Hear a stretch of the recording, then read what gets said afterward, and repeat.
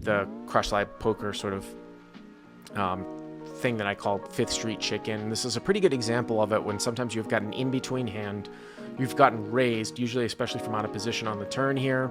Your hand can improve, and maybe not necessarily in this case, but once in a while it will go check, check, and you'll win. That I thought would be interesting from your live experience perspective. The computer didn't love my play, but I'm curious to hear your thoughts. Okay. So I was playing in a 2-3-5 game. It was 7-handed at the time. Okay. I'm in the big blind with about 1,400 and the villain covers me. All right, so hero in the big blind with 1,400. Okay. A few people were straddling. The straddle was on this hand. Okay. But it wasn't all the time. Mm-hmm. So there's a limper in the cutoff and another late position, and the button just flat call a $10 straddle. So there'd been 3 limpers up until me. So it's straddled from up front to 10? Yeah, Okay. yeah. So 3 limpers. So okay. Yeah, 3 limpers, and then it gets to me in the big blind, and I have ace of spades, 10 of clubs. Okay. And I raise it. I don't know if you'd call it like a merge raise. I'm happy to take it down right there, but I also feel like I'm ahead of some of the limpers ranges, or at least flipping. Okay. How much did you make it? What Like would 70? you call that? I made it 55. So 3 limpers for 10 plus the straddle. So in essence, you're in the big blind. So there's 4 people in dead for 10. I would probably make it 70, to be honest with you. I tend to agree with you. I think this is fine. And you might get it heads up. It's sort of for value. I don't know if I necessarily have a name for it, but if you make it 55, you get a cascade of callers. It's kind of ace 10 off. I mean, sometimes I might do that with aces or kings, but we're not supposed to necessarily vary that depending on the size, but I might make it larger. But okay, so you make it 55. Okay. Yeah, make it 55. Everyone folds except for the button, okay, who calls the extra 45. He was the last to act, closing action. All right, so you do get a heads up. Yep. So it looks like it's like maybe about 140. 140. Okay. Okay. The flop comes a rainbow, ace of hearts, 8 of diamonds, 7 of spades. Ace of hearts, 8 of diamonds, 7 of spades. Okay. So I down bet to 45.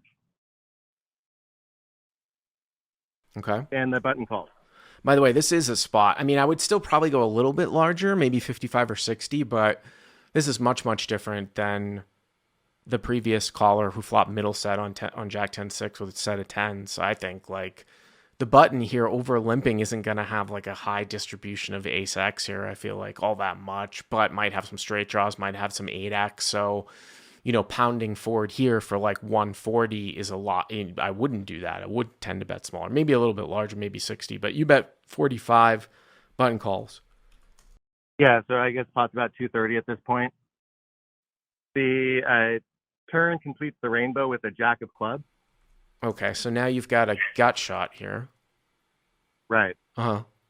So I make it maybe a little bit bigger than I would have done in retrospect. I led for 135.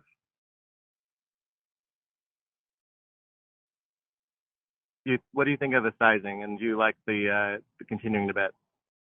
Well, it's a rainbow board. Now the turn comes and it completes the rainbow. You do have, you do obviously block like 9-10, but it is an overcard to second pair here. I mean, I can probably get on board. It's interesting because we think like I could get on board here with the check, although you do block 9-10, and he probably shouldn't have ace king, ace queen, or ace jack here. It's probably pretty close. The sizing might be a little bit on the larger side. I might go 100 or check. I think it's probably pretty close, but probably betting isn't. It's not. It's not going to be that bad. I just might have sized a little bit smaller. So you go 135, okay? And then he actually raises me kind of small, raises me to 285.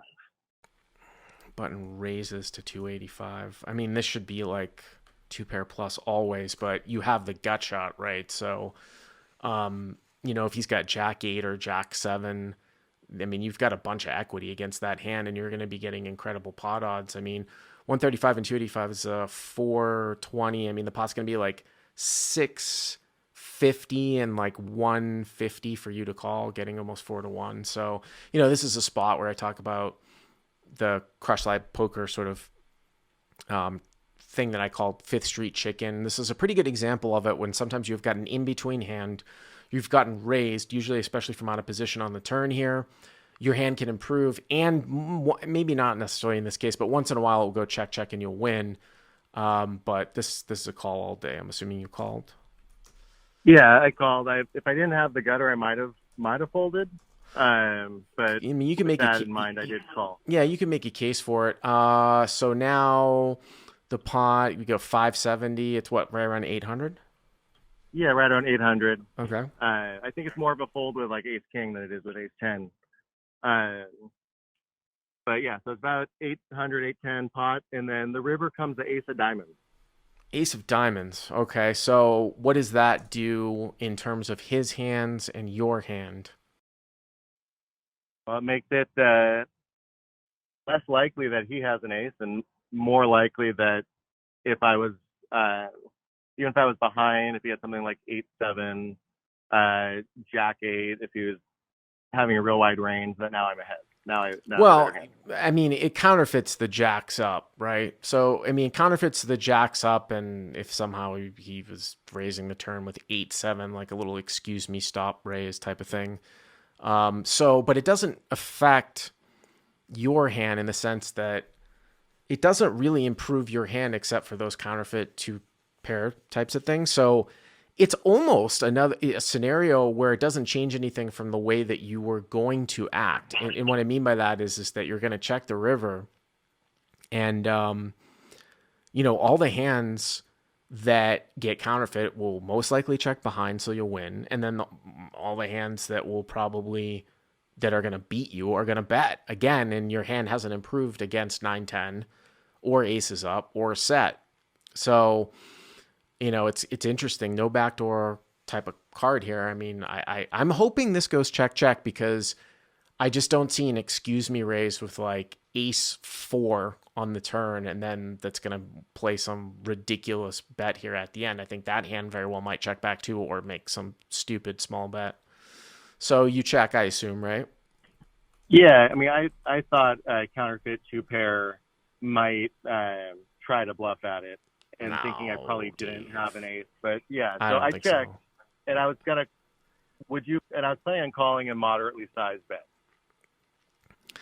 I mean, depend on, I guess, what your definition of moderate is. How much did the guy bet? Half size or less. Yeah, maybe. Well, he actually ended up overbetting the pot and putting me all in. He put you all in. So what, for like 1,000? Yeah, for about 1,000 into the $800 pot. Here's the thing. I mean, I'm not saying that the button. I think this is a pretty trivial fold. I'm not saying that I'll just tell you right off the bat because I know you're in a rush, but I'm not saying that the button is thinking on this level, but even if he has any type of card sense, right? If you go back to pre-flop in terms of hand reading, you've raised it up over like 3 limpers with a straddle, okay? And you've called a raise on the turn. Not only have you bet into him twice, but you've called a raise on the turn. Your most likely holding here is going to be a lot of ace X for this type of action, right? So it's like, if he has any type of card sense here, you've got a lot of trip aces, and I can't, again, really find that many bluffs. Obviously, you have a 10 that blocks, 9-10, but I mean, what about ace 7? What about ace jack? What if he flopped a set? I think that this one is actually an easier fold than the previous hand. What ended up happening? Yeah, so I thought about the value hands he would have, and one of the things that made me think about calling more was that I do block some of the straights, but after tanking for about 2 minutes, I actually showed him the ace, and then I folded, and he was in amazement, shook his head, really impressed that I was able to lay that down, and showed me pocket 8. So I made the correct folds, and I just wanted to get your thoughts if you think that's generally the right folds, because the computer didn't like it, but I think that's because What? Wait a it minute. doesn't think What people. computer? What computer? Pio thought that with ace ten that should be a call most of the time. But again, though, I mean, especially for Pio, unless I'm not familiar with the newest version that had just come out, whatever, a couple months ago, because I know that they have a more robust sort of node locking feature. How do you account for what the preflop range is of like overlump three people? Yeah, and I think we're plugging it in just with a raise and a call. But yeah, I Yeah, I correctly just folded the chips, but I'm glad that I was able to make a good decision both now and then just in general. yeah, this one I wouldn't go into the solver with.